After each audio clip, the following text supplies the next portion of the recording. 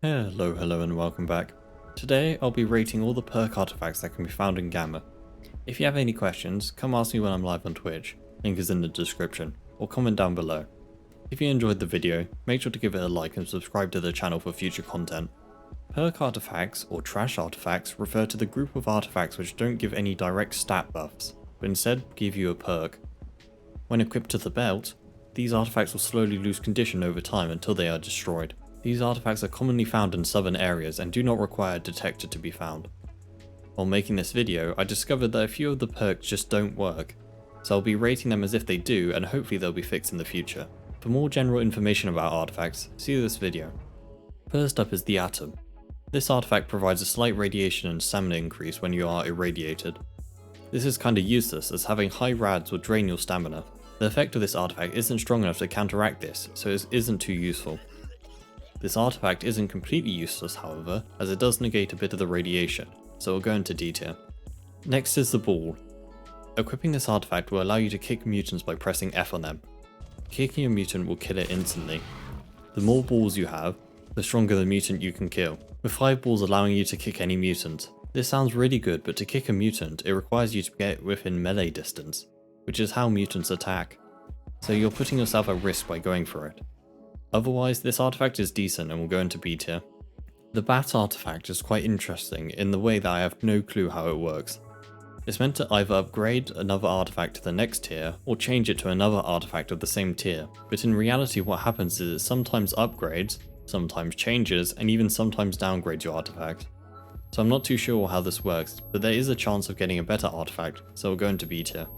The Black Angel gives you a 20% chance to return 35% of the damage to the Stalker who shot you, but the main advantage of this is the damage is completely nullified. So in practice, this artifact gives you a 20% chance to just not take damage when shot. You can stack multiple artifacts but they have diminishing returns. This artifact is very strong if you're about to get into a fight, but due to its quite low chance to activate, it will go into A tier. Next up is the S.T.A.L.K.E.R. This artifact gives a 15% damage reduction. In return, some of the damage received will be applied as radiation, but the radiation is basically negligible, so just think of it as damage reduction. It's okay, but 15% isn't too much, so the artifact will go into B tier. If you play as Sin, then the Chain artifact will provide you with a decent health regeneration and Psi heal, but for every other faction, the healing is slow and it isn't worth it in my opinion, so this artifact will go into D tier. The Cocoon artifact does two things. Firstly, it provides a 15% melee damage protection, which includes mutants, and secondly, each time you get meleeed, you'll gain 15% more melee protection, but also lose 10% movement speed. It will max out at 75% melee resistance, but you'll also be completely immobilized. The base protection is pretty good, but relying on getting hit to gain more protection and the decrease of movement speed isn't good. So we're going to C tier. Back to actually good artifacts is the Dragon Eye, and this one is probably my favourite. It gives a 5% chance that a Stalker you shoot will explode, killing them instantly and damaging anything nearby. You can equip 5 of them at once to make every 4th bullet on average cause them to explode.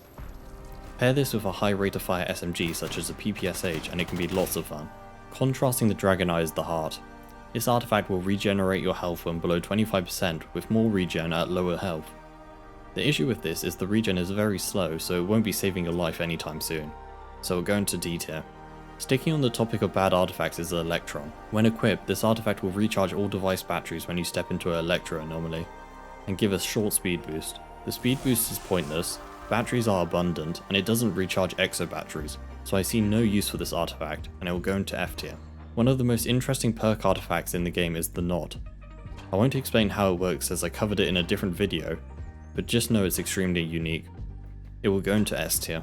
Back to bad artifacts is the Lamp. This artifact is meant to light up items, stashes, and RF packages. This is useless as if you just hold the F key, it already highlights items by displaying their name above them. And to make it even better, it doesn't even work in Gamma at the moment. This artifact is clearly an F tier. The Fountain is unique in the way that you don't actively use it when out in the zone. It will give you back 4% of the money you spend while buying stuff from traders, with 5 of them stacking to 20%. This is useful to save a bit of money when making expensive purchases, so we'll go into A tier. Like the Electron is the generator, but will instead recharge devices when running.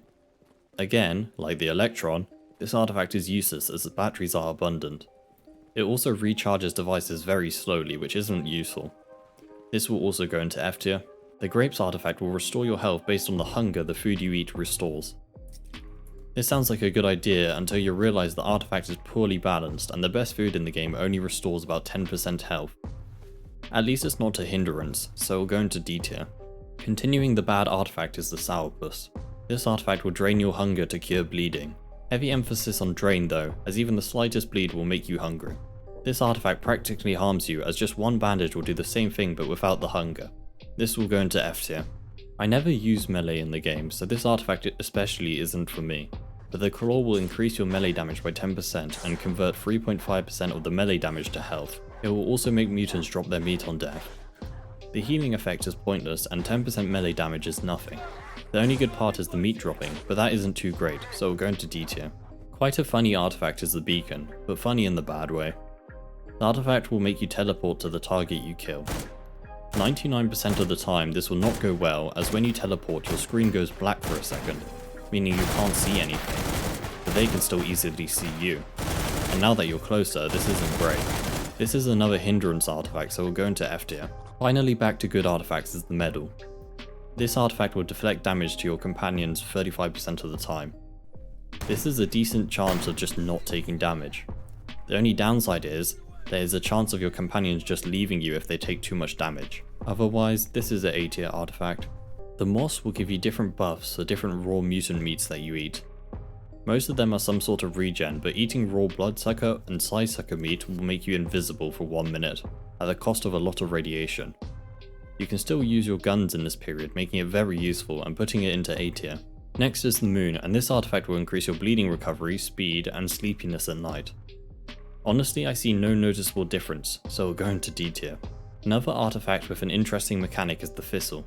This artifact will make your guns do 50% less damage, but will cause a bleeding effect on targets. In total, this will actually make your guns do more damage, but over a longer time. The bleed effect is quite slow, so this artifact will go into C tier. Back to useless artifacts is the Sandstone. This artifact is meant to empower a weapon when you step into an anomaly or drop an artifact on top of it. But this also doesn't work at the moment, so I couldn't imagine what they would do. But purposely stepping into anomalies isn't the best idea, so we'll go into F tier. One of the best artifacts in the game is the Seraphim. This artifact is essential to Iron Man runs as it practically gives you a second life. Upon dying, the artifact will be destroyed and you'll be brought back with half your health. It is obvious this will go into S tier. The Signet will heal your health and psi health fairly quickly when near a campfire. This can be useful to use when you aren't in a fight and want to heal yourself without using meds, so we'll go into A tier. Next is the Miser's Skull. It is meant to drop money on headshots, but instead it does nothing. Even if it did work, I can't see this being too useful, so it'll go into F tier. If you can aim, unlike me, then the spike is for you. It gives you a base 10% increase in headshot damage and will increase your damage by 5% each consecutive hit that you make. Missing a shot will deal psi damage proportionate to the current damage stack you have. The psi damage isn't too bad and the additional damage is definitely worth it, so I'll put this into A tier. Another amazing artifact is the Phantom Star. The artifact will make you invisible for 6 minutes before breaking. During this time, you can't interact or use anything. This artifact is great for sneaking around places like the Brain Scorcher. The Phantom Star will go into S tier. Nearing the end is the Sun artifact. This will buff your health and stamina when sunny or partly cloudy, but will hinder it when any other weather. The buffs aren't amazing, but at least it is a positive, so it will go into C tier. The Tapeworm is simple.